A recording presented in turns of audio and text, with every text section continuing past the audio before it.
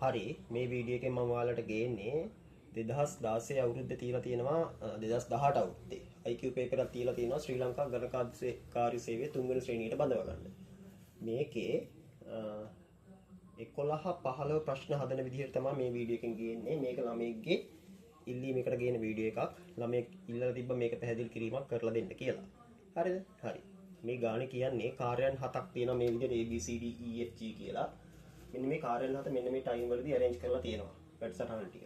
හරිද? එතකොට ඊට පස්සේ ආය arrangement වෙනස් කරන එක්තරා data ටිකක් දීලා තියෙනවා. ඒකට අනුව arrangement ටික වෙනස් කරනවා මේ ගානේ. ඒ වෙනස් කරපු arrangement එක දැනගත්තා නම් කොහොමද කියලා අපි හදාගත්තා නම් අපිට ඔය අහලා තියෙන ප්‍රශ්න පහට උත්තර ගන්න පුළුවන්. හරිද? හරි. මුලින්ම කියලා තියෙනවා මේ කාර්යයේ පළවෙනි තරු ලකුණෙන් ගානේ කියලා තියෙනවා එක් කාර්යය සඳහා වෙන් කරනු ලබන කාලය යෝජිත න්‍යාය පත්‍රයේ වෙන් කර තිබූ කාලයට වඩා වෙනස්. ඒකෙන් අදහස් කරන්නේ මොකද්ද? දැන් මුලින්ම දැනට තියෙන්නේ A වලට විනාඩි 5ක් වෙන් කරලා B වලට විනාඩි 10ක් වෙන් කරලා. මේක රීඅරේන්ජ්මන්ට් එක කරාට පස්සේ A වල කාලය විනාඩි 5ක් වෙන්නේ නැහැ. ඒක B වල කාලය විනාඩි 10ක් වෙන්න ඕනේ නැහැ. ඒක තමයි ඒකෙන් අදහස් කරන්නේ. හරිද? මෙතනින් මම ලියාගෙන තියෙන කාල සීමාව 9 පහින්ද 9 කාලයට විනාඩි 10යි. 9 කාලේ ඉඳන් 9 තියර විනාඩි 5යි. ඒ වැඩසටහනට යන කාල සීමාව තමයි මෙතන මිනිත්තු වලින් මම දාගෙන තියෙන්නේ. හරි. ඊට පස්සේ දෙවෙනි තර ලකුණෙන් කියනවා ගානේ B යන G ට වඩා කෙටි කාලයකින් නිම කළ යුතුයි. මොකද්ද ගාන කියන්නේ? මෙන්න මේ B කියන එකනා G ට වඩා කෙටි කාලයකින් නිම කරන්නත් ඕනෙලු. හැබැයි G ට පස්සේ කෙලින්ම තියෙන වැඩසටහනලු. කොහොම ගානක් කියනවනේ කොටස. එතකොට මේ ගාන කියන්නේ G ට පස්සේ ආසන්න කාර්යය තමයි B. يعني මෙහෙම G තිබ්බට G කරපු ගමන් B කරන්න ඕනේ. එහෙම කරන්නත් ඕනේ. හැබැයි G ට වඩා කෙටි කාලයකින් නිම කරන්නත් ඕනේ. මේ බලන්නකො. මේ දෙක GB වුණොත් GB වුණොත් කාලය මේක G වෙලා මේක B වුණොත් B ගේ කාලය වැඩිනේ. ඒත් වැඩි. මේක G වෙලා මෙතන B වුණොත් ඒත් B ගේ කාලය වැඩි G ට වඩා. මේක G වෙලා මේක B වුණොත් ඒත් B ගේ කාලය වැඩි G ට වඩා. මේක GB. මෙන්න මෙතන පුළුවන් කියලා ඔයාලට තේරෙනවා. GB බෑ. මෙහෙම GB දාන්න බෑ. මෙතනින් GB මට දාන්න පුළුවන් නේ. විනාඩි 20ක් G ට වැය වෙනවා. විනාඩි 10ක් B ට වැය වෙනවා. ඕන එක අවස්ථාවක්. හොයාගත්තා. හරිද? කොහොමද B ට ගත වෙන කාලය අඩු වෙන්න ඕන G ට වඩා. මෙතන මේක GB කියලා ගත්තොත් බෑනේ. G ගේ 10යි B ගේ 25යි. B ගේ වැඩි. ඒකත් බෑ. මේක ගත්තොත් මෙන්න මෙහෙම ගත්තොත් පුළුවන් නේද? ඒක මම පොඩ්ඩක් පැත්තකින් මෙහෙම දා ගන්නවා. G ගේ 25යි B ගේ 5යි.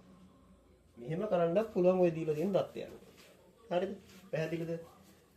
මොකද වෙන්නේ? G ට පසු වෙන්නත් ඕනේ. G ට වඩා B ගේ කාලය අඩු වෙන්නත් ඕනේ. ඒ විදිහට දාන්න පුළුවන් අවස්ථා තියෙන දෙකයි ඔය දෙක විතරයි. ගාන. ඒක මම දාගත්තා. ඊට පස්සේ කියනවා AC යන කාර්යයන් දෙක අතර කාර්යයන් 4ක් තියෙන්න ඕනේ. හරිද? A සහ C. ඒ කියන්නේ කොහොමද?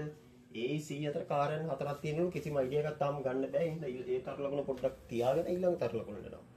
C සඳහා G ට වඩා වැඩි කාලයක් ගත වෙනවා. මෙහෙමනේ. අන්න. C සඳහා G ට වඩා වැඩි කාලයක් ගත වෙනවා. මම මෙන්න මේක සලකන්නකො. මේක සලකුවොත් G වලට විනාඩි 25ක් ගත වෙලා තියෙනවා. ඒකට 25ට වඩා ගත වෙන අවස්ථාවක් තියෙනවද මේකේ? නෑ. එතකොට ඔය කතන්දරේ අපිට මෙන්න මේක සලකුවොත් බෑ නේද? කරන්න. මොකද G ට වඩා C ට ගත වෙන කාලය වැඩි වෙන්න ඕනේ. G ට 25ක් ගත වුණොත් ඊට වඩා වැඩි වෙන කාලය ගත වෙන අවස්ථාවක් නෑනේ. ඒ හින්දා මට මේ අවස්ථාව කපන්න වෙනවා.